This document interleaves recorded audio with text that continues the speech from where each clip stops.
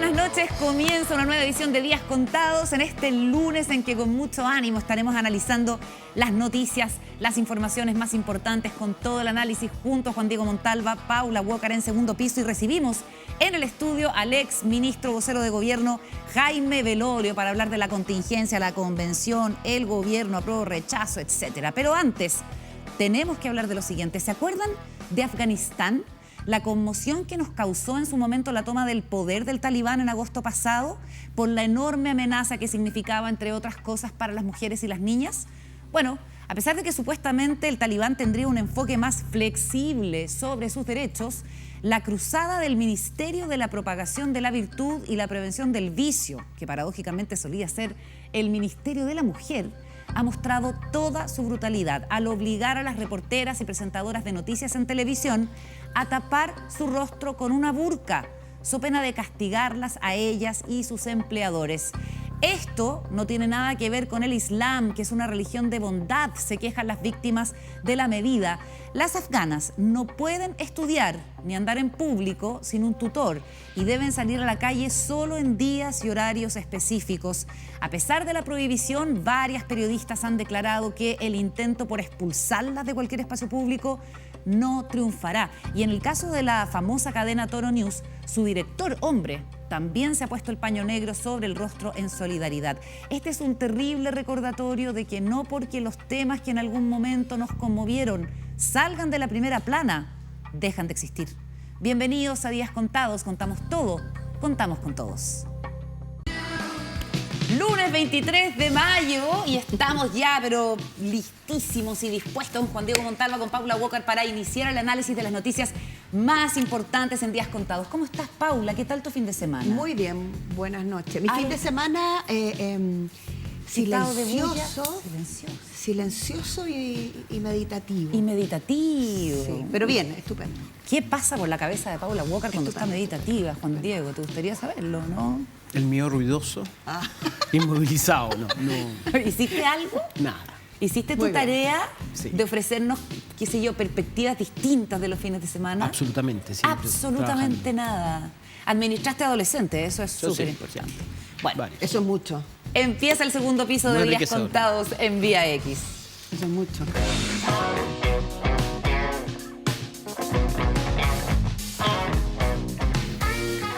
Bueno, fue un fin de semana intenso. El presidente Gabriel Boric estuvo en Valparaíso participando de un nuevo aniversario del combate naval de Iquique, con algunos entreveros, no por intención del presidente y no por iniciativa de él, sino por las declaraciones del exalmirante Miguel Ángel Vergara, que de hecho ya recibió una querella por esta declaración que hace en la Liga del Mar ante las autoridades marítimas, diciendo que en Chile se estaba instalando un enemigo interno y que había que estar listo para saltar al abordaje, cosa que luego fue desmentida por el actual comandante en jefe de la Armada, el contraalmirante de la Masa, que le pidió disculpas, de hecho, al presidente Boric y a la ministra Maya Fernández. De todos modos, estuvo el presidente participando de esta actividad y yo estuve ahí, porque anduve en Valparaíso, les conté. Bien. Entonces, bajé a la Plaza Sotomayor y vi cómo había sido la recepción de ese público, que es un público, en todo caso, muy marino, muy alineado con las Fuerzas Armadas, al presidente. Veamos, mira, esto es lo que grabé el fin de semana.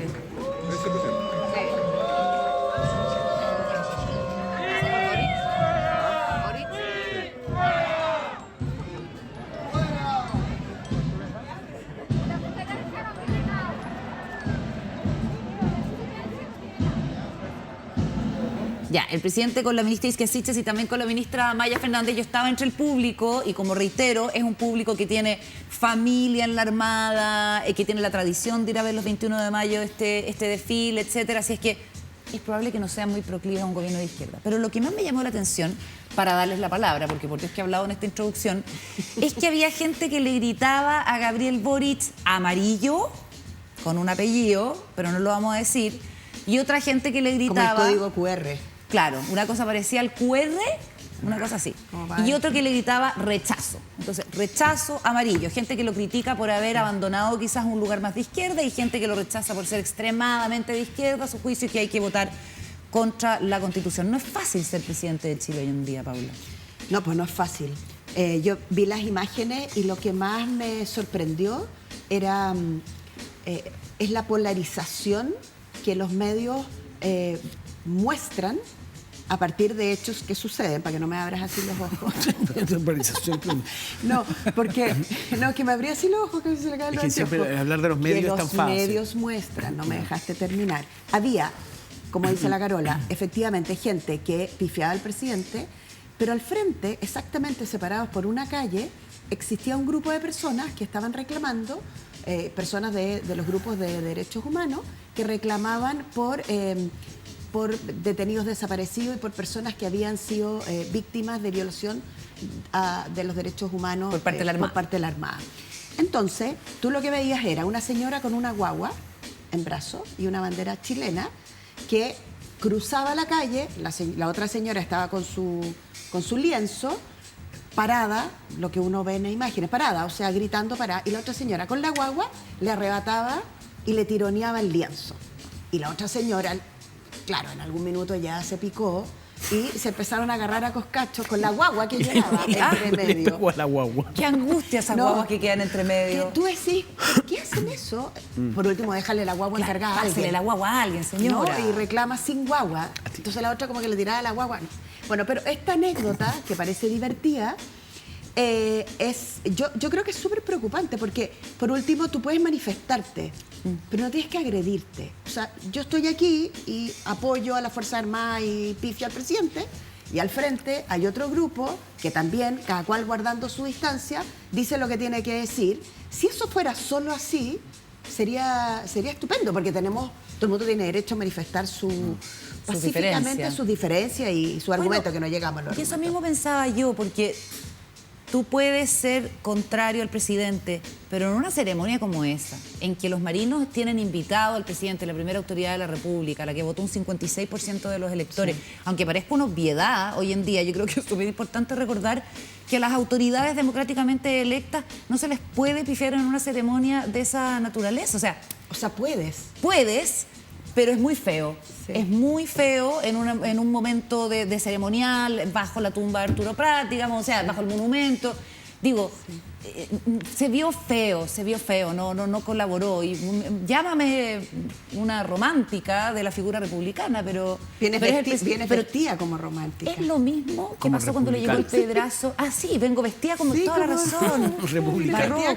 Como romántica. Podría decir que es un homenaje al capitán Jack Sparrow de Piratas del Caribe, pero yo no voy a tomar postura por Johnny Depp. No me conviene. Oye, lo que te quiero decir es que cuando le llega el piedrazo a Boric, no le llega solo a Boric, le llega a toda la gente que representa la institución de la presidencia de la República, por lo pronto todos los ciudadanos. Entonces, pifiarle a Boric, aunque parezca hoy día una obviedad decirlo, es también un poco pifiarle a la institución. Juan Diego. No, a mí quedé preocupado con la guagua. ¿La guagua fue lo que más te preocupó? Pero es un buen... Hoy día llegó símil. Punk, no le gusta nada, Es un buen símil no lo de la guagua. No. Siempre soy un admirador de ustedes. Yo trabajo para ustedes. Estoy aquí. Para eso me no, ponte malo. Y la guagua, yo creo que la guagua es Chile, ¿no? Como... tironeado. Sí. ¿Y cómo saldrá esa guagua? Lloraba como Carmelita. Sí, lloraba mucho. Pero tú encuentras que partir hablando del presidente Boric, que a todo esto fue elegido entre las 100 personas más influyentes de la revista Time, a ver si lo tenemos por ahí, y nada menos que Joseph Stiglitz, el economista, premio Nobel de Economía, fue quien reseñó al presidente Boric, porque siempre hay alguna figura que reseña uno de los 100 personajes, acá uno de los 100 personajes, entre los cuales también está Volodymyr Zelensky, el presidente Joe Biden, Vladimir Putin, en fin. Se le distingue por ser el más joven. Por ser el más joven. Ya con eso entra ahí dentro de los 100. A mí me tocó, ahora me acordé, me tocó hacer los primeros 100 influyentes de revista ¿Qué pasa? En Chile no se había hecho nunca. ¿Qué año? Otra escala, po. Otra escala. ¿Qué año? Mucho respeto y cariño, pero otra escala. No, yo te iba a decir que deberíamos haber partido por la revista Times. Porque eso es una gran noticia. No, pero a mí me parece de verdad que coloquen a Boric es como bastante obvio. ¿Por qué es obvio? Bueno, es el presidente más joven de los 11 países latinoamericanos. No tiene mucha... O sea, si no quedaba entre los 100... No, pero hay una mirada económica. Le pica mucho a cierta gente. El año pasado cuando salió Elisa Loncón, ponte tú. Sí. Cuando salieron las tesis... son todos personajes Michelle Bachelet. progresivos. Michelle Bachelet 2 veces. En su momento. 2008 y 2014. 2 gobiernos. ¿Cómo no va a salir? Obvio. Sí. No, Ya, pero no es obvio. tú lo O sea, encuentras 8 una años en el obviedad. poder, a menos que salga 2 veces. Solamente salió 2 veces. 2 veces. Pero poco eso.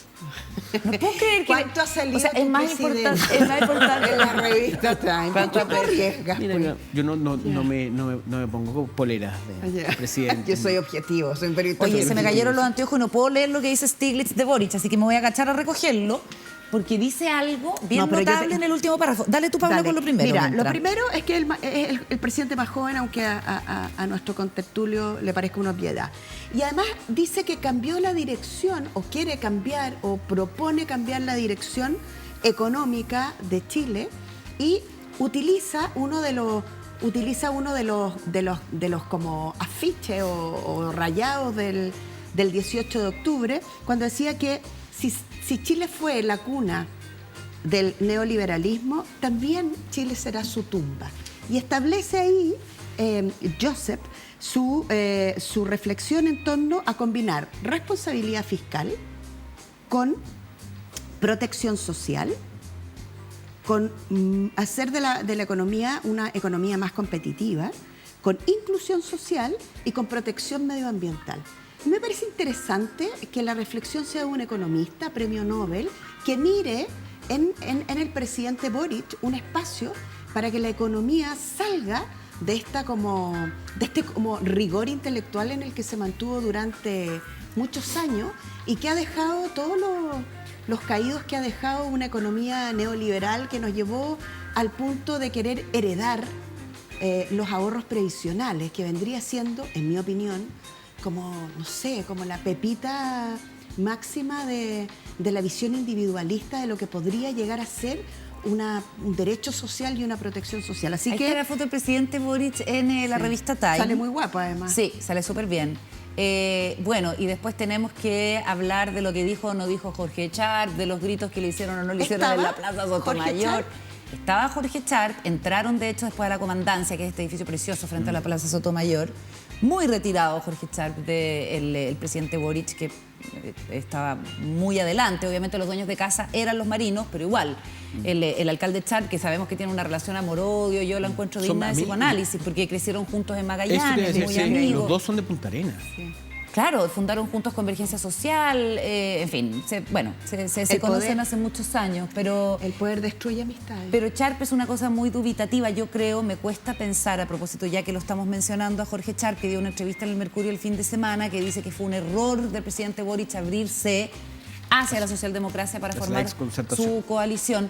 A mí me cuesta pensar que Jorge Charp no esté en una estrategia parecida a la de Daniel Jadwe, ¿no? Que es una construcción personal, como candidato. Yo creo que él siempre ha tenido esa intención, y para eso pelear con Gabriel Boric. Y cuidar su nicho. Y cuidar su crecer nicho. a costa de por nada otro. fue reelegido con el 54% de los votos, más o menos, Sí. 53 en Valparaíso, a pesar de las muchas críticas que ha habido. Entonces, claro, Gabriel Boric tiene que lidiar con esto en la política interna, pero con la expectativa de Stiglitz, que dice, con una política dividida y el arduo trabajo en curso para crear una nueva constitución, Boric necesitará todas las habilidades que ya ha demostrado: escuchar y comunicarse, empatía y una comprensión profunda de la historia y la cultura chilena. Está haciendo de Chile nuevamente el laboratorio social, económico y político del mundo. Qué loco que Chile tenga esa fama, de ser un laboratorio social y político y económico del mundo. Sí. Ojalá salgamos bien del experimento.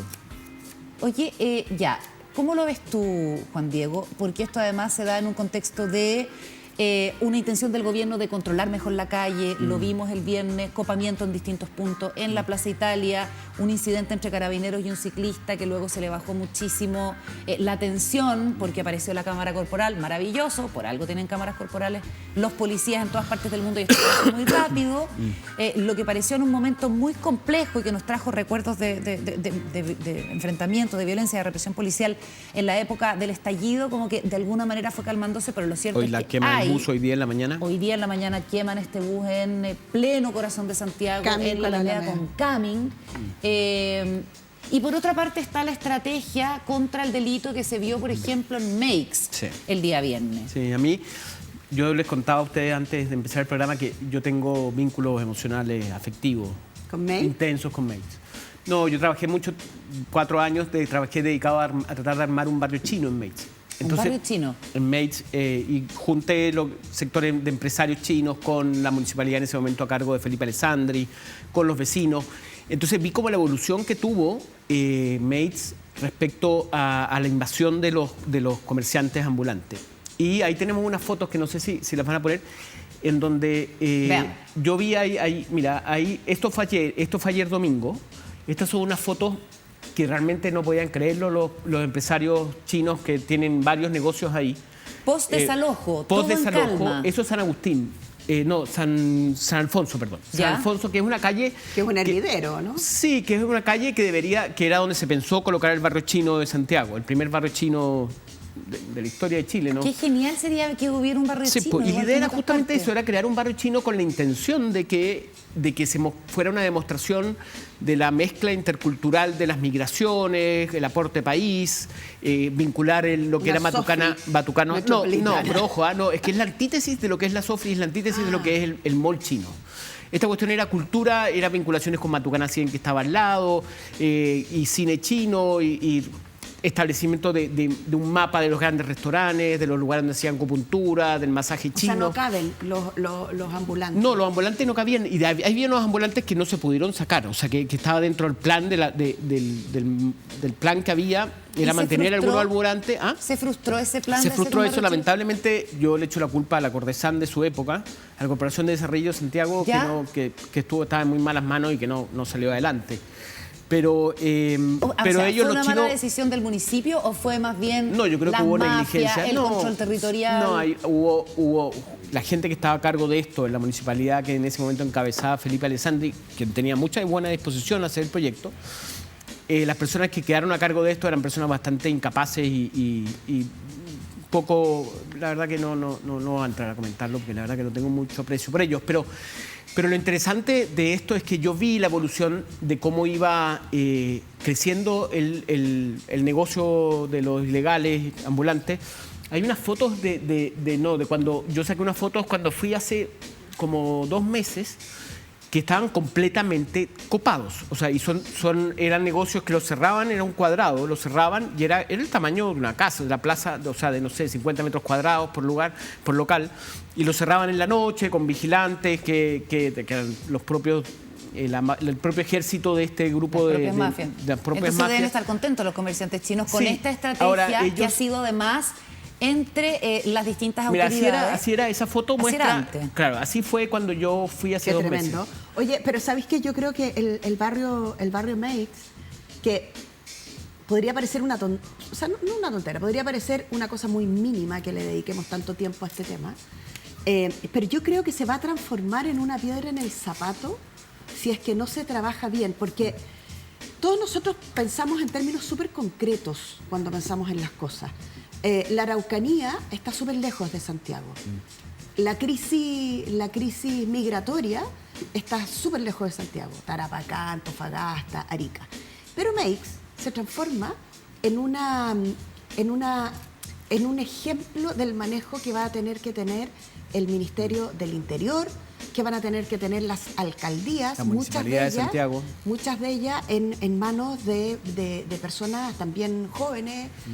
Por lo tanto, se va a transformar en una especie, ya que estamos en la idea de los laboratorios, en una especie de laboratorio así como permanente para saber cuán consistentes son las estrategias de copamiento, cuán consistentes son las estrategias de entregar horizontes más lejanos y no solo fervor policial, no solo copas, sino que estableces un desarrollo en la comuna con la alcaldía, con las fuerzas políticas, Con la delegación con la delegación presidencial, con la Ahora, CNI.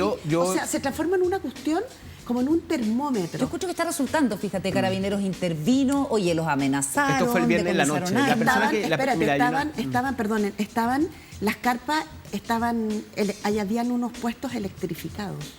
O sea, llegaron los carabineros a sacar de madrugada el viernes, a sacar los toldos, y habían toldos apernados así como 4 metros abajo, obvio, y habían otros toldos con golpes eléctricos. Increíble, increíble.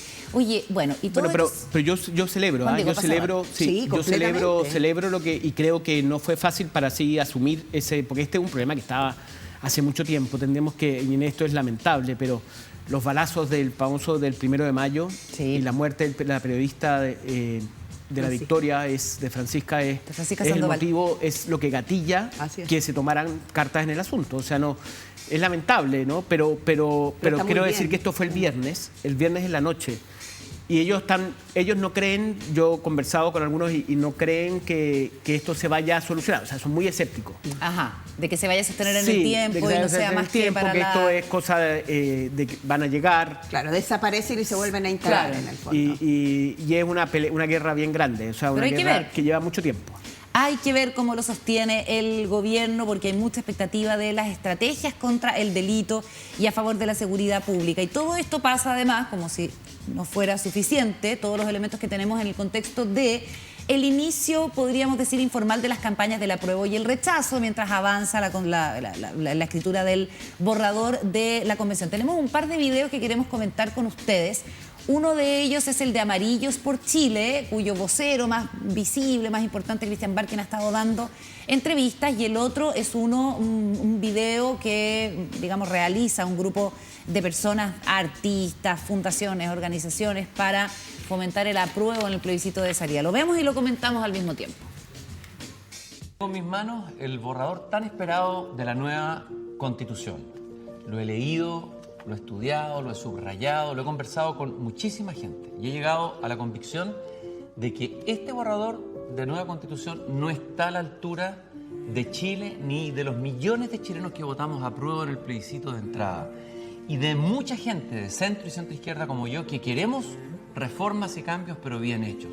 Los chilenos queremos el reconocimiento de los pueblos originarios, pero no queremos un Estado indigenista, eso es otra cosa.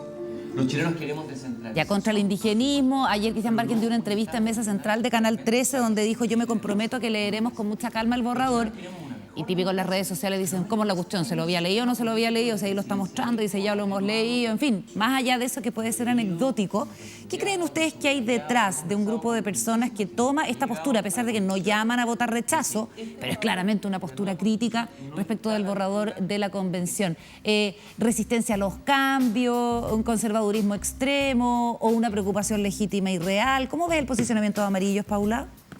A mí me sorprende mucho Amarillo. Creo que es un grupo de personas que logra tener una atención pública sorprendente. Para lo pequeño que es el grupo, dices tú. O sea, porque al final... Nadie sabe quiénes son, claro, cuántos son. porque quiénes son, dónde están. No, pues se sabe. Tienen sitio web, está Jorge Correa Sutil, pero en Mario Weinsblut es... tienen un sitio web, Amarillos por Chile. Sí. Claro, lo que estaba... Sí, pero bueno, yo... Es que no, solamente respondía que Juan Diego dice que nadie sabe quiénes son. Sí, pero claro, nadie sabe cómo se financian, nadie sabe quiénes están detrás, quiénes son los que están adelante. Claro. Sabemos lo que están adelante. Fueron como generación espontánea. Claro. Es como, no, ahora yo felicito a la derecha. A mí me parece que de las buenas cosas que han hecho en política ha sido Amarillo. En términos... ¿Tú crees que Amarillo está financiado por la derecha? No, ya especular sobre eso... No, pero que es lo que quiero decir... No te estoy preguntando... O sea, yo creo que no habría problema, mucha gente de derecha no tendría problema en financiar. Mucha gente de Amarillo... Yo sé que han hecho una campaña de levantamiento de fondos llamando a la gente y en algún momento utilizando, nosotros que somos personas de derecha tenemos que financiar esta cuestión. Yo entrevisté a Barkin y él me dijo que esto no había nada de dinero, que los fondos eran muy escasos y que esto se hacía a papel y lápiz. Por ejemplo, Mario Weinsblut, Christian Barkin, Luis Riveros, el ex rector de la Chile, el de Humita, ¿se acuerdan? Sí. Pilar Peña, Bernardita Soto, ver todos los convocantes. Bueno, la cosa es que están llamando... Perdona, Paula, te interrumpí. Están llamando a... Eres la conductora principal. A Alejandro Ferreiro, el ex ministro. ¿Fue ministro de Bachelet o no? Sí. No, Alejandro Foxley. No fue ministro, fue súper. Sí, fue ministro. Alejandro Ferreiro, de Economía. De Economía. Sí. Andrés Joanet, el ex intendente del gobierno de Piñera en la Araucanía. Andrés Velasco, que tú lo recuerdas tanto, con tanta nostalgia. Carolina Goich, en fin, hay mucha gente de la Concertación, Eugenio Tuma, gente del PPD, de la Democracia Cristiana, Ignacio Walker, gente más de la derecha, Jorge Burgo, José Gregorio. Pero, etc. bueno, para terminar mi idea, no un detalle. No, que siempre le celebro a la derecha el hecho de esto de los, ¿cómo se llama? Contratistas, subcontratistas que tienen, como de que a la derecha no es que le fuera mal. ¿Quiénes son los subcontratistas? Los subcontratistas son aquellos que, o sea, una empresa terceriza los servicios de ciertas cosas, la vigilancia, el lugar. Sí. Bueno, entonces lo que ha hecho el gobierno es tercerizar en los amarillos. En los amarillos. Hay otro grupo que No el tenía. gobierno, no el y hay gobierno, otro, el la de Javier derecha. Aparado. El de Javier Aparada que se llamaba. Pivote. Apruebo. No. No, AC. Sí, No, no, no. pero es como. Pivote. No es pivote. Pero es otro. Pero si le puso pivote, es fatal. No. No, espérate, que no era pivote. Bueno, ya. es otro Se que se puede llama llamar así. pivote. Con Bernardo Mate. Sí. No, pero no es Bernardo Mate. Con Bernardo Larraín. No. Bueno, pero a lo que voy, que han tercerizado, que tienen a gente que no es de partidos políticos de derecha hablando en contra de la Constitución, cosa que me parece muy, muy sabio, porque lo hicieron muy mal. Cuando estuvieron en contra de reformar, de una nueva Constitución, les fue muy mal al punto que quedaron 80-20, ellos tienen otras explicaciones para su 80-20 y le echan la culpa a Piñera ahí, pero cuando los partidos políticos de derecha salen a hablar en contra de algo, como que eso no genera mucha simpatía. En cambio, usaron a gente que hoy día dice, bueno, Barken dice que fue de izquierda, Weinsblut también está vinculado como a la concertación. Entonces están utilizando gente que es del bando que naturalmente sería a favor. Es como, nadie sabe para quién trabaja, o hay, porque no hay una cuestión No, que me parece interesante que no intencionada, sea ni la un- derecha la que salga a decir esto, sino que sean terceros. Claro, Eso pero ayuda mucho. Pero no y es que la genera- derecha esté digitando a este grupo de gente, pues, Juan Diego. No, creo que tiene que quedar no, claro. pero, porque está pero confuso, bueno, soy la yo. derecha está muy contenta. O sea, sí. Ahora, hay derecha.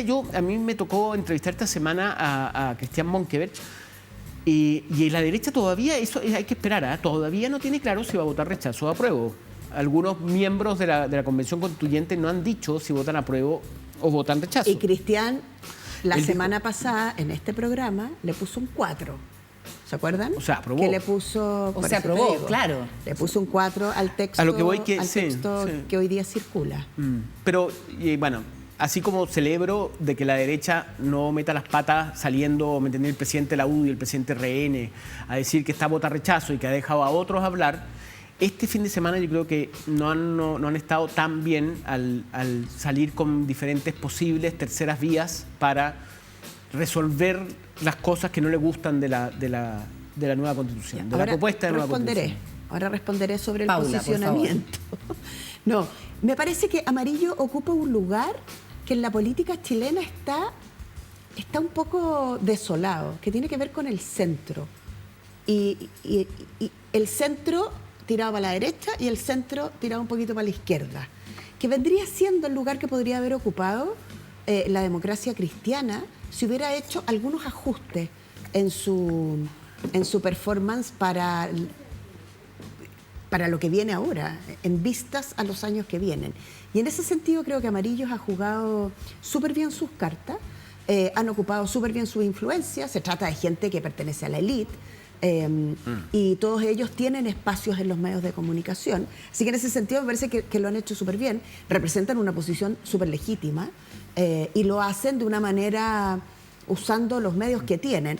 Pero creo que da cuenta del déficit de los partidos políticos.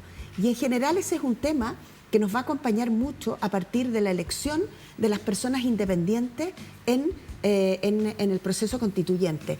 Hasta hace muy poco la discusión era si los independientes y las independientes iban a tener las mismas facilidades, iban a ser tratados igual que los partidos políticos.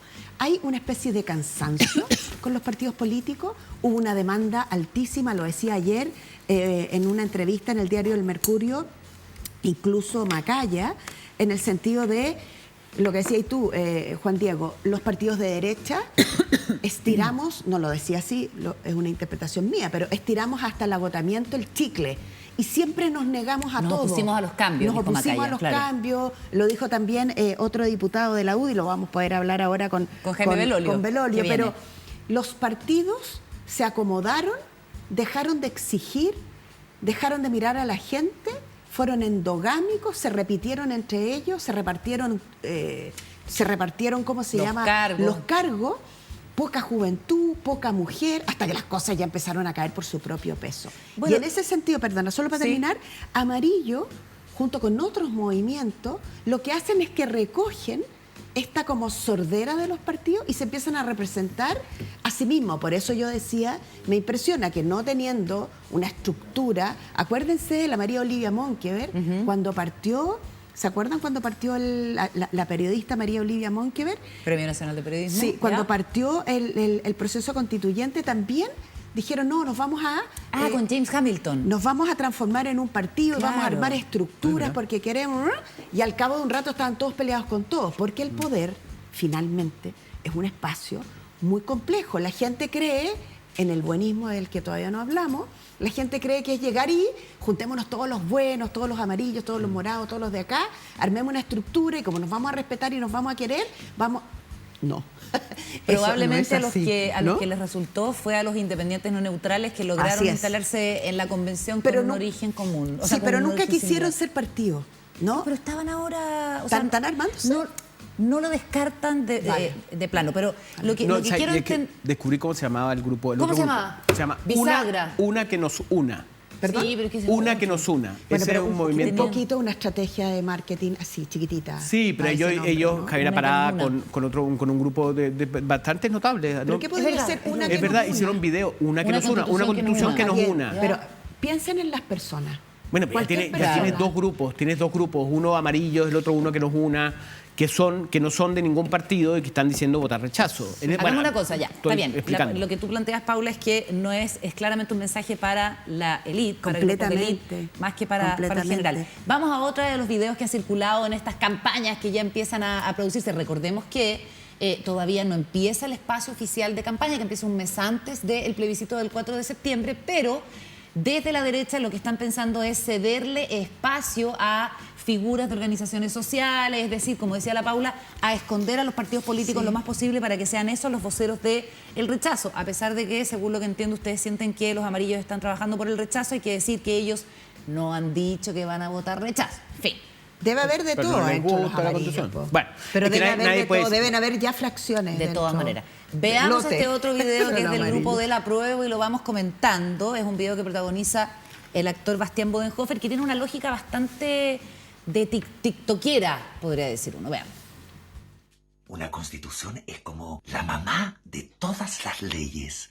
Hay mamás que son estrictas. No, no vas a salir a ninguna parte. ¿Pero por qué, mamá? Porque lo digo yo. Ay, pucha, mamá. No, en esta casa se hace lo que yo diga. Hay mamás que de repente tienen preferencia por uno de sus hijos. Hijito lindo, venga. A ti de mesada te voy a dar 5 lucas. Pero no se lo digas a tus hermanos porque a ellos les voy a dar lucas. Tú tómate la tarde libre.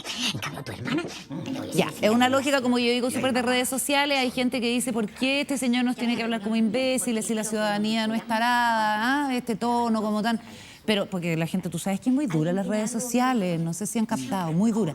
Pero obviamente que esto también puede estar apuntando a públicos nuevos, a gente que no tiene pensado todavía su opción, a pesar de que el plebiscito es obligatorio a partir de los 18 años. Un rostro nuevo, ¿no? El de Bastián Bodenhofer. Pero, oye, pero Apelando a la cultura, juventud. hay que decir que ha hecho distintos actos. Hubo uno frente al Bellas Artes, donde hubo decenas de creadores, autores. Estuvo Alfredo Castro, estuvo la Nona Fernández, la escritora, en fin, haciendo lo que uno pensaría que haría el mundo de la cultura, que es aprobar Sí. el apruebo, Paula. Pero hay un pecado original. ¿Cuál? En general, en las comunicaciones y entre quienes nos dedicamos a los temas de comunicación, que es dar por sentado que la gente sabe más o menos lo que tú sabes o lo que tú conoces sobre una determinada materia. Entonces, cuando se hacen este tipo de video, lo que se busca es justamente llegar a personas que hacen así con las orejas y dicen, todo lo que tenga que ver con la nueva Constitución, no quiero saber por qué. No me interesa, porque no lo entiendo y porque lo que veo es fricción. Entonces, las personas naturalmente no escuchas, simplemente dejas de prestar atención. Entonces, el pecado original es no buscar estrategias que simplifiquen, no que los traten como tontos, sino simplemente simplificar los mensajes para captar la atención. Ustedes saben que la probabilidad cierta de comunicarnos bien es súper bajita. Y si no, pensemos en las peleas de pareja, de pololos, de hermanos, de polola. O sea, cuesta mucho comunicarse bien. Imagínate con la intermediación de todo lo que conocemos. Entonces, a mí me gusta todo lo que signifique originalmente acercar una decisión tan importante para las personas como es votar por una nueva Constitución. Entonces, yo haría todo lo que estuviera al O sea, alcance. vale el video de completamente, Bastián Bodenhofer. completamente. Ok. Oye, Ese y otros, ¿no? El Consejo General del Partido Republicano dijo que eran los primeros que como colectivo político se pronunciaban por el rechazo a partir de lo que ya conocen del texto de la Constitución. ¿Qué pasa en la derecha? ¿Cuáles son las posturas que allí hay? ¿Se ha visto enfrentamientos, qué sé yo, desencuentros entre los distintos grupos de derecha, tanto en la convención como en el Parlamento? Lo conversamos a la vuelta con el ex vocero Jaime Belolio. Antes, Wong tiene algo que decir. De regreso en Días Contados y ya en nuestro set para la conversación con nuestro entrevistado, el ex vocero de gobierno, ex parlamentario también, Jaime Belolio. ¿Cómo estás, Jaime? Bienvenido. Bien, pues muchas gracias por la invitación. Oye, para tener alguna idea, ¿qué ha sido de tu vida desde que dejaste el gobierno? Porque te hemos visto dando declaraciones, a diferencia de otros ministros con los que hemos conversado, que han estado más bien en un segundo plano. O sea, primero me di un mes estar en silencio completo y total para recuperar un poco de pelo, para recuperar un poco de vida familiar. ¿Y literalmente recuperaste pelo? Sí, sí, es literal. Es ¿Sin literal. tratamiento? No, sí, lo que pasa es que... Porque muchos pueden querer Cuando yo saber entré el al secreto. gobierno, justo me había rapado. Y después de eso, esto es una historia que me ha tocado contarla. Tengo que ir cada cierto tiempo a una dermatóloga, que me salen lunar y otras cosas. Y ¿Ya? ella me dijo, no te acepto que teniendo 40 años te rapes. Dije, ya, pero si yo no tengo nada que hacer. Y ¿Ya? me dio ahí un spray y unas otras cosas que ya. ayudaron. Entonces muchas Ya veces... saben los interesados, el óleo. Eso me toca mucho. Que se me acercan para preguntar La qué gente hice. te pregunta. Pero sí, me salió un poquito más de pelo. Entonces fue un mes completo que fue como de descanso, de ajuste, de transición. Entré a trabajar a la Universidad Andrés Bello. Acabamos de formar el Instituto de Políticas Públicas. Yo estoy ahí encargado del Observatorio de Convivencia Territorial. Queremos hacer investigación práctica y vincular también a los estudiantes y docentes a la realidad territorial de distintas partes de Chile. Y como te he dicho, sí, efectivamente he estado escribiendo para el de La Tercera, he estado en otro canal también, en TVN. Y de vez en cuando me han invitado también a algunos foros y otros que no ha sido demasiado, pero sí, he estado participando de ellos. ¿En qué está la derecha? Porque el partido que sustentó la candidatura de la persona que sacó el 44% de los votos, que pasó a la segunda vuelta, que es José Antonio Kast, ha tenido una distancia grande, o Chile Vamos ha tenido una distancia grande con ellos en el Parlamento. Ellos, por ejemplo, impulsaron la acusación constitucional contra Isquia Siches y la derecha salió en una declaración pública, Chile Vamos, a decir... Saben que nosotros nada que ver por allá, y ahora es el primer partido que oficialmente dice nosotros vamos por el rechazo. ¿En qué está la derecha? Primero, específicamente en relación al Partido Republicano. ¿Qué opinión tienes tú de ello? A ver, yo te diría que están todos los partidos concentrados en el plebiscito. Entonces, si bien es como relativamente claro, al menos en los de Chile Vamos, que hay que hacer una introspección y una reflexión sobre qué es lo que se defendió y lo que se promovió durante los últimos 20 o 30 años y qué es lo que se debe hacer hacia adelante. Eso está un poco en pausa. Yo creo que igual son tareas que tienen que hacerse al mismo tiempo, pero obviamente la urgencia hoy día es la dedicación en lo que pasa con la convención. Y con respecto al Partido Republicano, bueno, es obvio que ellos se definieron oposición del gobierno pasado. Nos sacaban la cresta, para ser así de franco. Personalmente me sacaban la cresta también. Y eso no ha cambiado. O sea, entraron al Congreso y a la semana dijeron que iban a pensar hacer una acusación constitucional contra el presidente Piñera. Después hicieron una serie de otras cosas, entre las cuales propusieron esta idea de acusar a la ministra de Interior, en que yo creo que la ministra de Interior ha cometido errores gravísimos. Ha sido políticamente muy equivocada su estrategia. Le acusó de delitos a una cantidad de personas impresionantes con su mentira sobre el avión. Pero de allí a que haya dejado de aplicar las leyes en el estándar que quiere decir la Constitución para acusarlo constitucionalmente, no. Entonces, si nosotros criticamos el abuso de las acusaciones en el periodo pasado por hacer un punto político, tampoco podía caerse en lo mismo ahora. Ya, pero entonces, es fácil para Renovación Nacional, para la UDI, que es tu partido, y para Evópoli tomar distancia de los republicanos cuando no estamos en época de elecciones, porque después cuando vienen las elecciones se perfila bien José Antonio Kast, son todos íntimos amigos de los republicanos y terminan apoyando al candidato republicano. Yo estoy en desacuerdo con que sea fácil, porque lo que ocurre es que hoy día, lamentablemente, como ustedes analizaban un poquito antes, hay un clima muy polarizante, un clima de redes sociales en donde muchas personas piensan que las redes sociales son verdaderamente la realidad y es una parte de la realidad, no es la realidad. Y eso entonces les da como un poquito de temor. Y hay personas que obviamente en esta polarización tienen posiciones muy estrictas, muy fuertes. Claro, algunos pueden ser de republicanos y otros pueden ser también dentro de la UDI o de RN o de independientes de derecha que votaron por la derecha. O sea, para que saque un 44% José Antonio Kast no significa que votaron solamente los militantes de los partidos. Significa que interpretó en ese momento esta pugna entre seguridades, y no solamente seguridad, que hoy día sigue siendo un tema, Es decir, seguridad me refiero a, obviamente, seguridad pública, que no me asalten, que no me vaya a pasar algo, que no me llegue un balazo, que no me haya no tenga una encerrona, pero también de poder planificar en la cotidianidad de la familia. Es decir, saber que mis cabros van a ir al colegio y que va a haber en clase, que yo voy a tomar la micro en la mañana y voy a poder llegar y a la vuelta va a estar funcionando el metro. Ese tipo de seguridad la representó mejor Kast. Y por el otro lado, Gabriel Boric, la otra fuerza gigantesca, que era cambio político de la lógica de pasado, obviamente la representó mucho mejor el presidente Boric, y fue Boric el que habló en segunda vuelta de seguridad, y no fue Kast el que habló de cambio político. Era como una especie como de volvamos al 17 de octubre del 19, y eso obviamente es incompatible con la actualidad y con lo que estamos viviendo. Vamos a profundizar en ese tema, pero antes y para resolver lo del tema de republicanos, tú trabajaste con José Antonio Kast, ¿no? Así es. Fuiste jefe de gabinete cuando él era diputado. Trabajé con él, sí, más o menos como 2 años. Ya. 2, 3 años. Quería saber por dónde crees tú que va, yo sé que estamos súper adelantados, pero ya hay encuestas que están sondeando figuras presidenciales, el futuro de la derecha, pensando en una alternativa real de poder, si en una figura como José Antonio Kast, que ya tiene un camino súper recorrido, con quien tú trabajaste, o en una figura como Evelyn Matei, que según la última CADEM sale como primera de las preferencias muy preliminares en una carrera presidencial. Con quien también trabajé. ¿Con quien también trabajaste? Mira, lo que pasa es que con José Antonio... ¿Cuándo va a ser el momento de Jaime Belolio? Habría que preguntar ahora, Lo que pasa es que para la presidencia. con José Antonio tuvimos un momento en el cual él no va a unas primarias de centro derecha cuando va Sebastián Piñera y termina siendo presidente. Y ahí obviamente optamos por caminos distintos y él optó también por un camino ideológico en el cual yo simplemente no quepo. Y hay cosas que yo no comparto en lo más mínimo, digamos, de esa trayectoria política que él siguió, y por eso fundó su partido. Y está bien, yo tengo diferencias muy grandes con muchas personas de su partido que me han atacado personalmente, han atacado a mi familia, me han amenazado, vienen a hacer otras cosas, pero... ¿Gonzalo de la Carrera, específicamente? No, otras personas. Ni siquiera lo menciona. No, Gonzalo de la Carrera no voy a está perder bien. tiempo ahí. Obviamente tampoco comparto con él ni la forma ni el fondo de muchas cosas que hace, pero bueno, o sea, ya dejó inclusive de ser ya del Partido Republicano. Entonces yo me separé de eso completamente, y creo que José Antonio Kast, claro, pasa hasta segunda vuelta por esta contingencia, por este efecto rebote que hay. Curiosamente, el orden era cambio en esa primera vuelta, a pesar de que porque la propia izquierda se creó su propia posición con los espectáculos que daba en la convención y los que daba también en el propio Congreso, y con la validación de la violencia. Yo creo que eso es algo que todavía les persigue.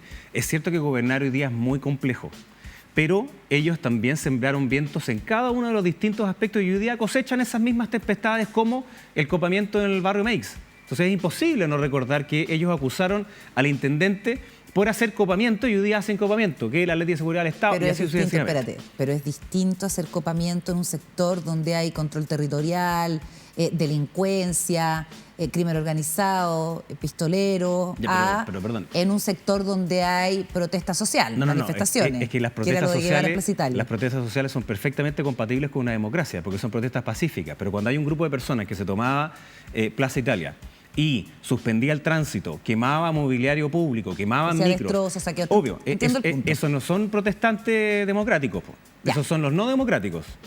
Ya, entonces, pero es distinto tomar la decisión sobre el barrio Meix.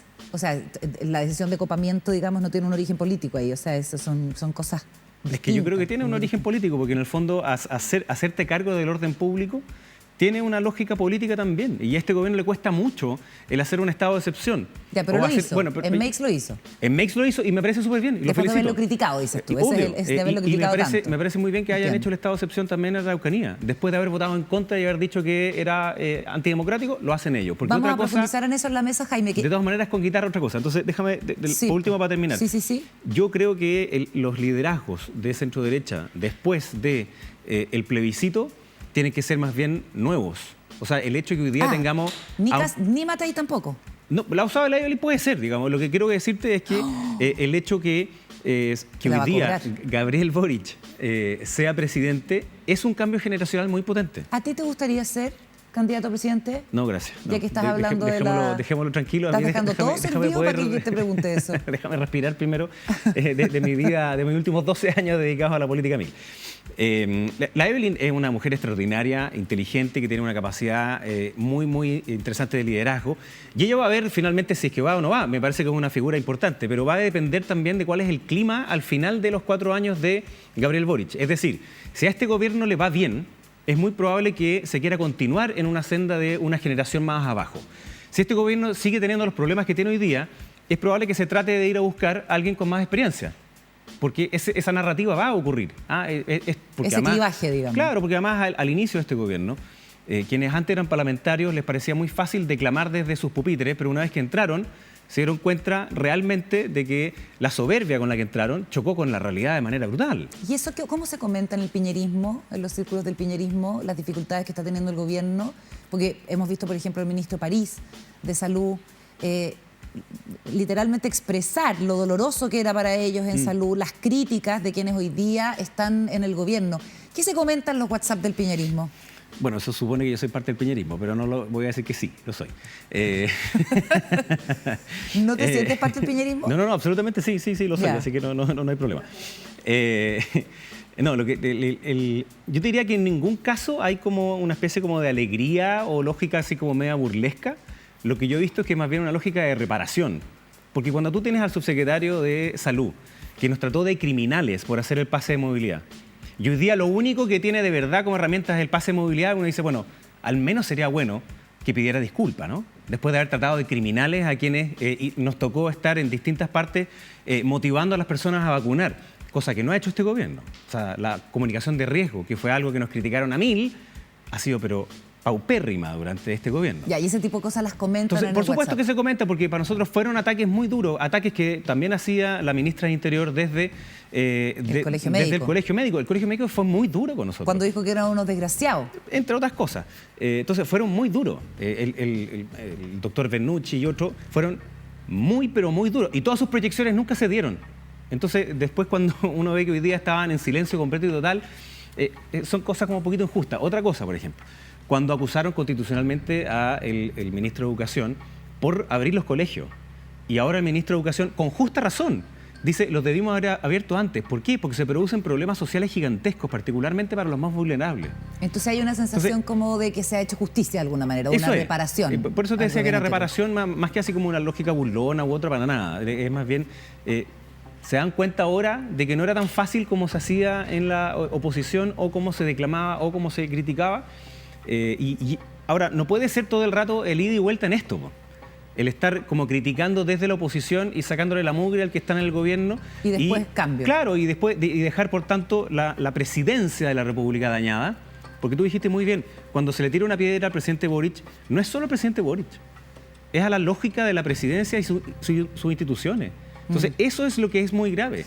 ¿Qué se comenta en el WhatsApp del piñerismo, por ponerle de esa manera, o en el WhatsApp de los ex colaboradores del gobierno, de lo que va a pasar con el plebiscito de salida a la convención? El presidente de la UDI, Javier Macaya, hizo un reconocimiento bien notable el fin de semana en una entrevista, yo sé que tú eres muy cercano a él. Hay un reconocimiento de responsabilidad de haber sido opositores a los cambios constitucionales durante 30 años, y desde ese punto de vista yo entiendo la desconfianza, dice Macaya, en un sector. En la derecha hay una real voluntad de cambio, yo estoy hablando también de RN y Evópoli. ¿Se puede jugar la derecha, a tu juicio, por esta tercera vía con un texto que todavía no conocemos completamente? ¿Cuánto riesgo hay en esa apuesta? Porque es algo que no existe, es un castillo en el aire la tercera vía. Sí, lo es, pero hay muchas personas... O sea, yo creo que hoy día llegamos ya al momento como de los que están en ese centro, que se mueven una semana hacia un lado y otra semana hacia otro lado. Estamos en los márgenes. Entonces, hay algunos que te dicen aprueba para reformar y otros que te dicen rechaza para reformar. ¿Tú en qué postura estás? Yo te diría que yo quiero esperar, obviamente, que se termine con sus transitorios. Para mí es muy importante lo que se haga en los transitorios. ¿Porque ya leíste el borrador? Sí, no lo leí completo, no lo leí 499. Los había ido leyendo a medida que se iban aprobando. Pero me falta también ver cómo eso va a conversar una vez que esté armonizado. Claro. Hay algunas cosas que son incompatibles de armonizar, pero espero ver cuál es ese resultado. Y los mismos transitorios son relevantes, o sea, me preocupó muchísimo cuando el ministro Jackson dijo que lo que querían hacer era legislar por decreto. Me pareció gravísimo.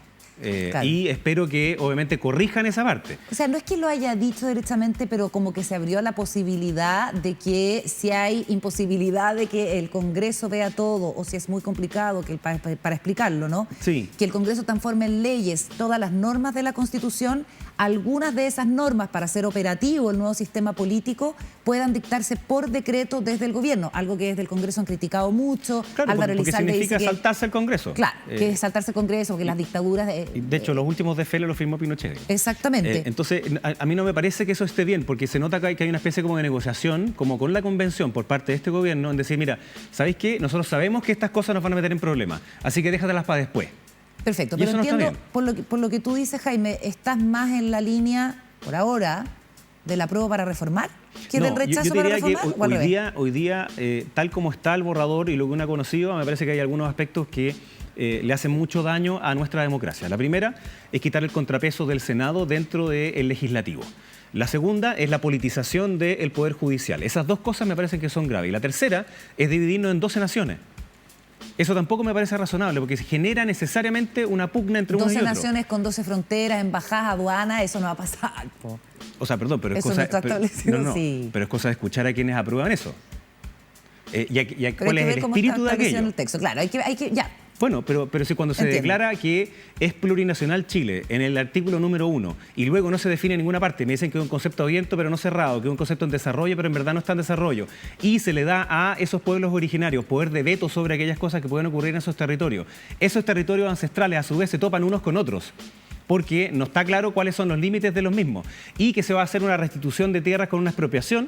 Obviamente que para mí es un problema eso, un problema de conflicto. Entonces, antes de cambiarnos a la mesa, que te invito ya a que nos pongamos de pie, a que nos cambiemos de sed. Solo para terminar, yo no he tomado la decisión final. Perfecto, estoy pero esperando. estás más vuelto... Pero hoy día, tal como está el borrador, con todos estos cambios que te digo de esta lógica de atomización de nuestro país, de pérdida de contrapesos que son necesarios para un presidencialismo dentro del Congreso, una atomización de los partidos políticos. Yo creo que es un problema eso. Yo sé que puede ser impopular, pero se necesitan partidos que sean fuertes para una república. Y el otro contrapeso que es clave dentro de la república es el Poder Judicial. Y esas cosas yo veo que están muy atenuadas. Perfecto. Vamos, Jaime, por acá, que está Paula Walker, Juan Diego Montalva, para seguir con la conversación. Porque uno se pregunta, estimado, si se va a rechazar la Constitución, ¿de qué manera la UDI y sus dirigentes y sus militantes, como ustedes, se pueden hacer cargo de esta deuda histórica de la que habla Javier Macaya, que es haberse opuesto sistemáticamente a los cambios constitucionales durante 30 años? Porque no se mata al padre, así digamos, con la figura literaria, votando rechazo, sino que tendría que haber algo más allá del rechazo. Pero eso no existe. Primero saludar a Sí. Paula Hola. Y a Juan Diego. Buenas noches. Buenas noches. Yo soy completamente noviembrista. O sea, estuve el 15 de noviembre, creo que fue un mecanismo adecuado, a pesar de que algunos nos digan, no, que ustedes entregaron, no sé cuánto, no. Chile ya había tenido en el pasado una ruptura o un problema, previo a la ruptura, un problema gigantesco social, político y económico, y la fórmula de solución no fue a través de más democracia. Por tanto, me siento súper orgulloso de eso, digamos. No tengo ningún problema, y con haber apoyado durante muchos meses el proceso del apruebo, cosa que no ocurrió con otros movimientos que hoy día están en el gobierno. Cuéntanos un poquito del 15 de noviembre. Porque hay mucho mito en torno al 15 de noviembre, ¿no? ¿Cómo fue esa noche? Estamos hablando del Sí. día en que se firmó el acuerdo. ¿Cómo ¿Tú lo en qué estabas viviste? ahí? Yo era diputado. Eras diputado. Esto partió más bien el 12, que fue cuando el presidente Piñera sale en La Moneda diciendo que se abre a la idea de una nueva constitución Ese y una martes agenda terrible. social, que fue un martes muy difícil, en donde había como muchas expectativas de que se iba a poner o no estado de emergencia de nuevo y lo que eso iba a significar, porque había protesta muy dura.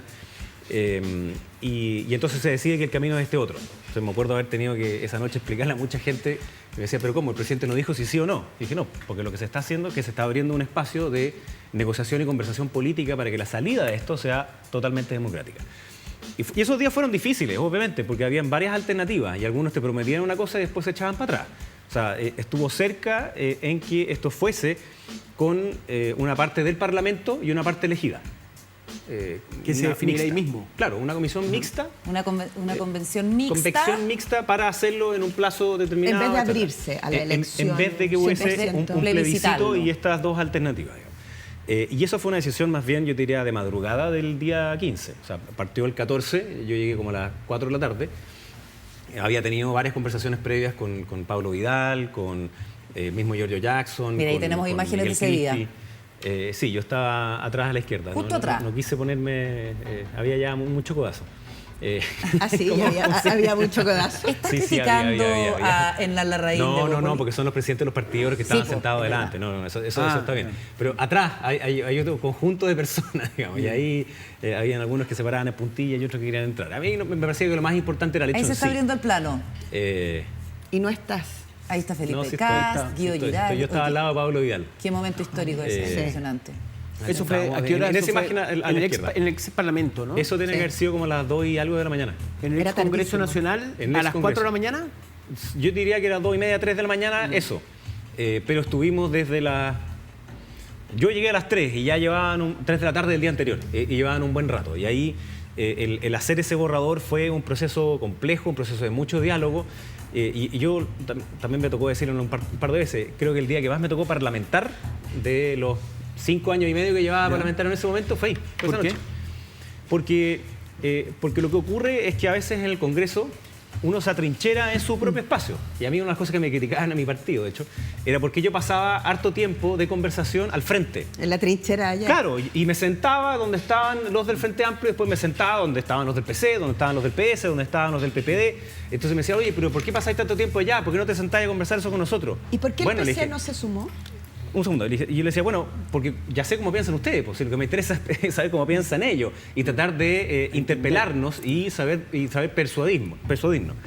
Yo creo que el PC no se sumó porque el PC, esto deducciones, no Sí, es que sí, sí. lo haya escuchado así tal cual. Pero pero el PC ni siquiera estuvo en las conversaciones, ¿o sí? estuvo al inicio y se fue. Ah, ¿quién estuvo ahí específicamente? Estuvo, ¿Telier? ¿Carol? no, tampoco. Estuvo en algún minuto... Barraza. No, Camila. Daniel ¿cómo Núñez. se llama? No, tampoco. No Que estuvo fue nadie. abogada, No, claro. derecho humano. Ah, Carmen Hertz. Carmen Carmen. Hertz. Estuvo Carmen Hertz con algunas otras personas y se retiraron. Bien. Y bueno, yo creo que se entendía porque Guillermo de ayer al día siguiente del 18, el 19, dijo renuncia a Piñera. Y ellos durante mucho tiempo que vivían ahí estaban, y a mí me tocó verlo en el Congreso, votaron en contra que se rebajaran los 30 pesos del metro.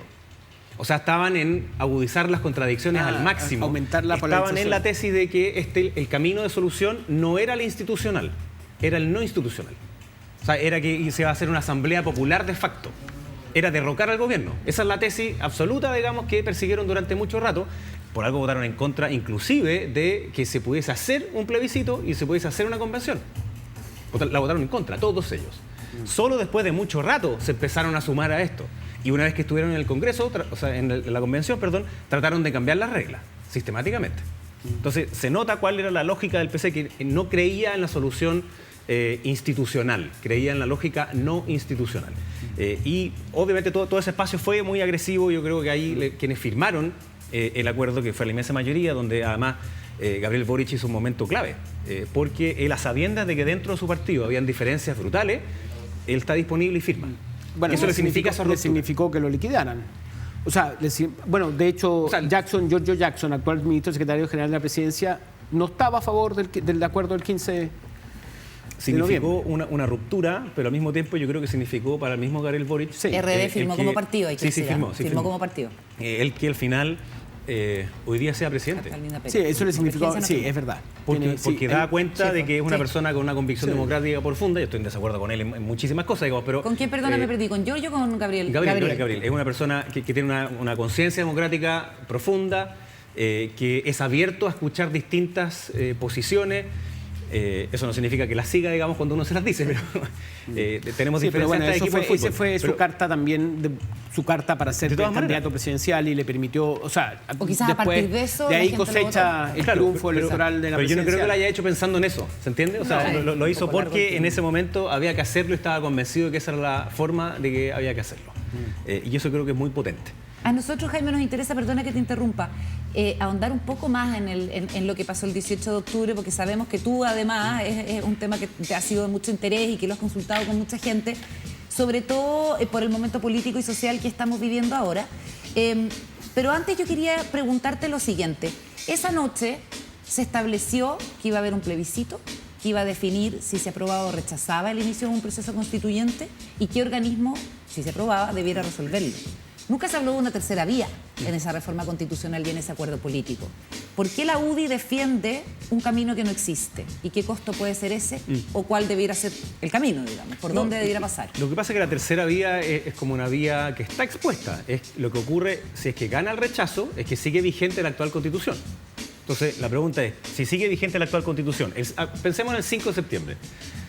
¿Qué pasa si gana el apruebo? ¿Qué pasa si gana el rechazo? Si gana el apruebo, no significa que las cosas quedan calmas y que no va a haber ningún problema. Lo va a haber y por tanto se requiere, obviamente si gana, también un acuerdo político en cómo se llevan adelante los cambios que son necesarios dado que se acaban de aprobar.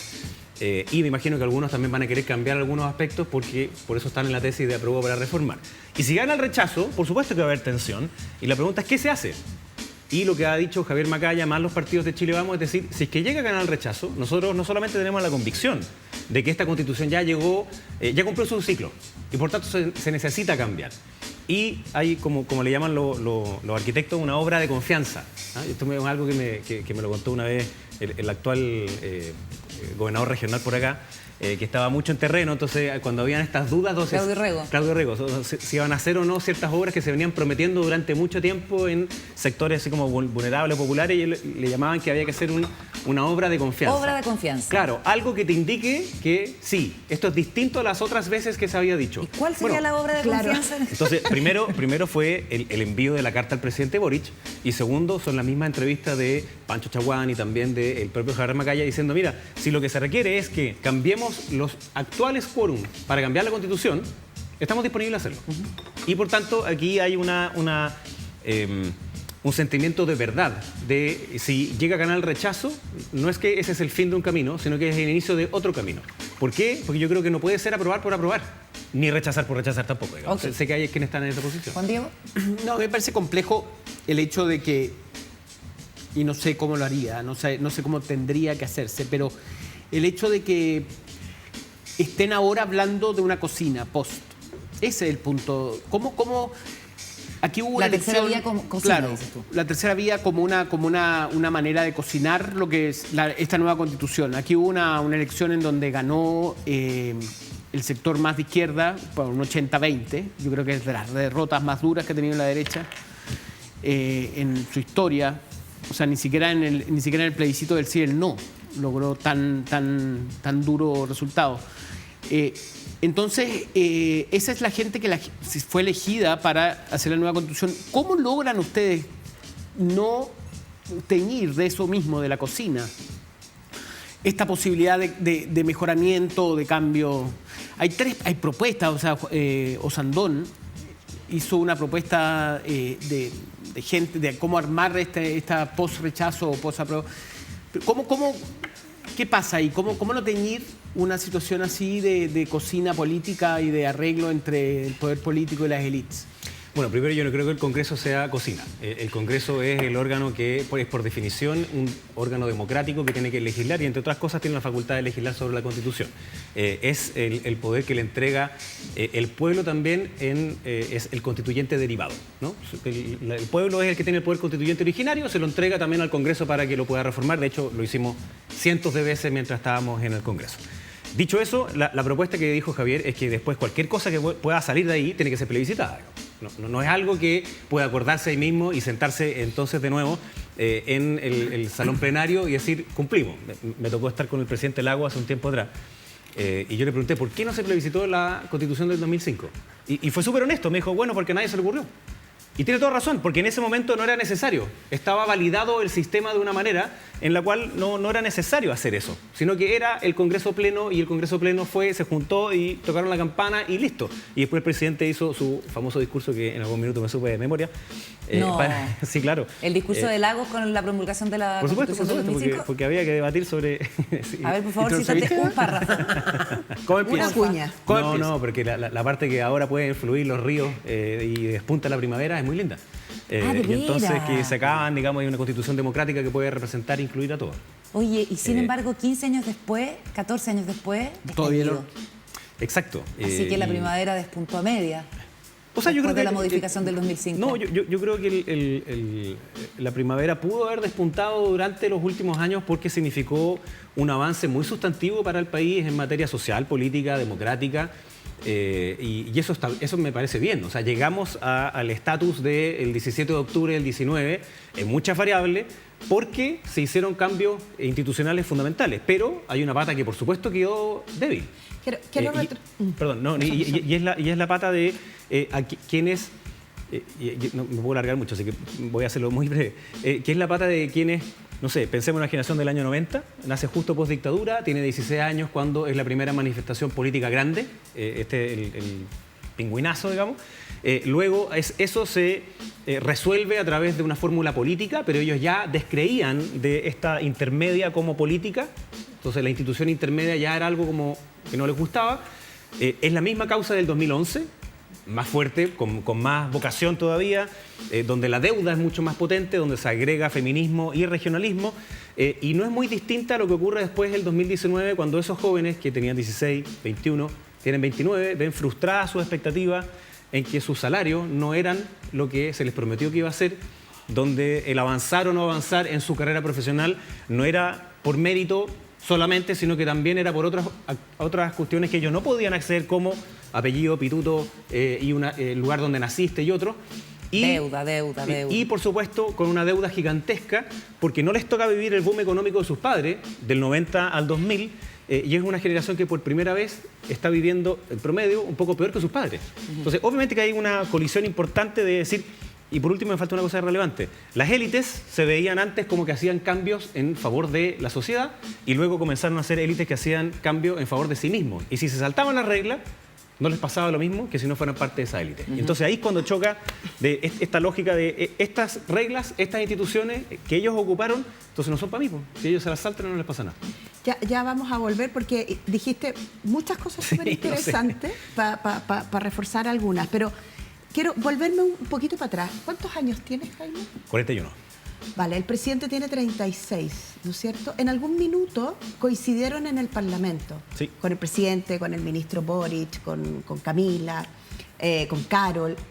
Quiero saber tu opinión con respecto a ellos, porque los viste en situaciones probablemente que ni se imaginaban que iban a terminar, que él iba a terminar siendo presidente de la República y luego ahí como el gabinete político en pleno. ¿Qué opinas de ellos? Estuvimos juntos 6 años y medio en el Parlamento, hasta que yo salí, digamos, a ser ministro. Y yo diría con quien tuve o mantuve una mejor relación fue con el presidente Boric, porque conversábamos mucho, discutíamos de, no sé, quién estaba leyendo él, quién estaba leyendo yo, cómo leía una entrevista de una persona u otra. Discutíamos sobre fútbol también, por supuesto, pero justo le tocó la época en que ganó la Católica varias veces y el Colo no. Y tú no eres de la Católica. Yo soy colino, ¿no? Claro, preferías omitir ahí. Sí, pero ahora podemos volver a hablar de nuevo de fútbol. Entonces era una conversación súper abierta. Me pasó con el ministro Jackson, que jugábamos fútbol juntos, en el equipo de la Cámara de Diputados, que era una cuestión buena también, sí, porque era un espacio en el cual... no sé, pues jugaba con Tucapel Jiménez al lado mío, con Giorgio un poco más adelante. ¿Y era bueno jugando? ¿Quién, Giorgio? Jackson. Sí, era bueno. Era mucho más joven, más rápido que el promedio de los otros que ya estaban un poquito más viejitos. Pero... Y es voleibolista, aparte, Giorgio. Claro, tenía buena condición física, también jugaba súper bien Diego Paulsen, por ejemplo, era nuestro delantero, con Fidel Espinosa, que hasta en la cancha peleábamos. pero ahí pero tienes una buena impresión. Entonces sí, yo creo que de Gabriel Boric de todas maneras, o sea, el presidente bien, de otras personas que están ahí también, considero que son personas preparadas, que son inteligentes, creo que pecaron mucho de soberbia en la lógica de nosotros somos distintos y por eso entonces no va a ocurrir ningún problema en la Araucanía porque ustedes representan algo, en cambio nosotros representamos lo contrario. Por eso teóricamente podía entrar la ministra de Interior a Temucuicui y no le iba a pasar nada. Y nosotros le insistíamos en que hay que separar radicalmente las comunidades que tienen una legítima reivindicación sobre las tierras, desde los títulos de Merced en adelante y, por supuesto, desde la, comillas, pacificación de la Araucanía. Y otra cosa absolutamente distinta es quienes se cuelgan de esa reivindicación para hacer crimen organizado, narcotráfico, terrorismo y venta de madera robada y otro. Y ellos no creo creían pero eso, ¿no? a propósito de lo que te preguntaba la Paula. No, veían como que, no, eso es una cuestión que le pasa a usted, entonces a nosotros no nos va a pasar. Mira. Perdona por la interrupción. Sí. De Gabriel Boric tengo una buena impresión, que lo estábamos destacando allí. ¿Cómo lo ves ahora en el ejercicio del poder en ese cargo? Para cerrar, porque desgraciadamente se nos acabó el tiempo. Bueno, yo creo que el presidente ha cometido pocos errores. Pocos. Sí. Hay algunos que me parecen graves, digamos. De hecho, le dediqué una columna este fin de semana. Como el decir que no se iba a querellar contra Héctor Yaitul porque esas eran ideas. ¿Y tú le escribes a él? ¿Le mandas WhatsApp? No, sí, conversamos. Sí, conversamos. Ya, conversan. Pero Esto es una columna, estabas hablando de la columna. Sí, pero además es una columna, sí, se la mandé un poquito antes. Porque me parece que eso es un error grave, justo cuando hay que hacer Antes de señales. que se publicara la columna, se la mandaste al presidente. Lo que pasa es que la tercera las publica online un poquito antes. Entonces, Un poquito antes. La Y ahí noche cuando antes. salió Somos se la compañeritos mandaste. de columna. Sí, sí, es verdad. Y claro, me parece que ahí hay una cuestión grave, porque lo que hace Yaitul no es una idea, no es solo una declaración. Lo que está diciendo es que se va a tomar las armas para, que es algo que en democracia simplemente no cabe, Ese es para un amenazar. error. Entonces sí, ese es un error. Otros han sido algunas cosas que dijo en Argentina, después se echó para atrás, digamos, y otro. Entonces yo creo que el presidente en general ha estado bien en eso. No ha cometido muchos errores. Dentro del gabinete hay otros que sí han cometido varios errores. Toda esta discusión sobre si hay presos políticos o no hay presos políticos, yo de verdad creo a esta altura que es parte de una estrategia del PC nomás. O sea, cuando sale ayer el presidente del Partido Comunista diciendo que sí, que cree que hay presos políticos. ¿Es para joder al gobierno? Yo creo que es para tensionar al gobierno de todas maneras y para hacer otra cosa. No solamente para molestar al gobierno, es para hacer como ciertos mensajes a identidades que ellos tienen, que son parte de la coalición y que lamentablemente es algo que se expresa también en la convención, que son identidades que se han radicalizado, que se miran así y no se miran en el cómo convivimos juntos y juntas, sino que cómo voy yo en eso. ¿Y dos consejos corriendo al ministro Jackson? Bueno, tiene que tener mucha paciencia porque en el Congreso, como él sabe, es difícil la cosa, pero tiene que también bajar, yo diría, a un nivel en ponerse con mayor humildad. En entrar al Congreso diciendo, mira, no me la sé toda, sino que veamos cómo hacemos una verdadera... ¿No la ha hecho? Yo creo que no lo suficiente. Y por algo es que se ha peleado más bien con gente de la coalición o con gente de oficialismo, digamos. Entonces, se nos acabó el tiempo, desgraciadamente. Ahí hay una toma y la otra es que no puede quedarse en pausa la agenda legislativa a que pase el 4 de septiembre. O sea, Claro. de aquí tienen que hacer otras cosas más que son relevantes. Bueno, que eso es lo que se dice, que la agenda legislativa está parada en espera de lo que pasa con el plebiscito de salida. Jaime Belolio, un súper gusto haberte tenido. Muchas Muchísimas gracias. gracias por venir. Muchas Hasta gracias la a ustedes. próxima. Pausa y ya seguimos con más. Chao, muchas gracias. Última parte de Días Contados. Se nos pasó volando este lunes en que hemos estado conversando con Jaime Belolio, ex vocero de gobierno. ¿Algún comentario sobre...? Interesante esta nueva generación de la derecha. Ayer salió la entrevista del presidente de la UDI, Macaya. Hoy día vemos a Belolio. También se ha producido en la derecha, para mí la UDI y tiene los coroneles, Jovino Novoa, Andrés Chadwick, ellos como que quedaron, ya no están. Y en ese sentido interesante lo que va a pasar con la derecha. Con la nueva generación de la UDI. ¿Paula?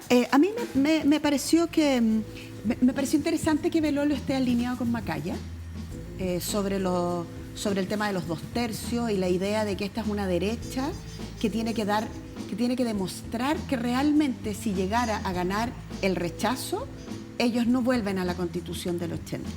Es decir, esta idea, por ley, si llegara a ganar el rechazo, volvemos a la Constitución del 80. Y sin embargo hay una derecha que se está articulando con personas jóvenes que más bien dicen, no nos creen porque estiramos mucho el chicle, porque no fuimos capaces de entender que venían cambios, pero ahora créannos que si llegara a ganar el rechazo, nosotros estamos por una reforma. Ya la Constitución nos quedó chica y vamos por una nueva Constitución. Ahora sí que sí, Ahora dicen sí que desde sí, la porque UDI. entendimos. Claro. Entendimos. Entonces, eso me parece interesante. Juan Diego, ¿algo ya? No, yo creo que no le cabe otra. Después de los famosos retiros durante el gobierno de Piñera, en donde la Constitución fue bypaseada y saltada, quedó claro que la Constitución del 80 ya no cuenta con ningún respeto, ni siquiera de quienes legislan. Entonces, Nos vamos. Muchísimas gracias por la compañía. Nos reencontramos mañana, Paula, Juan Diego. Hasta Muchas mañana. gracias como cada día. Que estén muy bien. Gracias por la compañía en Días Contados. Contamos todo. Contamos con todos.